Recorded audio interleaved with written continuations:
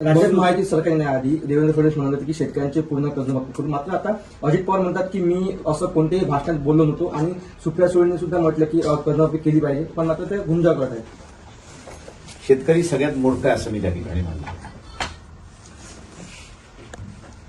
मागचं सरकार होतं, त्याच्या मागचंही सरकार होतं, त्यांनी कर्जमाफी देतो, इंटरेस्ट माफी देतो, आम्ही तुमचा 7-12 कोरा करतो. मी मूर्ख याच्यासाठी म्हणालो शेतकऱ्याला की त्यांनी पुन्हा सत्तेवरती कोणाला आणलं आणि आता कशाला रडत बसलाय.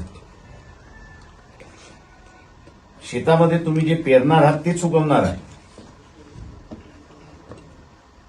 दुसरं तिसरं उगवणारं नाहीये.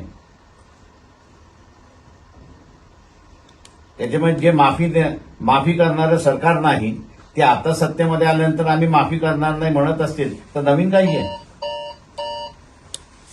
निसर्गाच्या नियमाच्या विरोधात तुम्ही जर वागणार असाल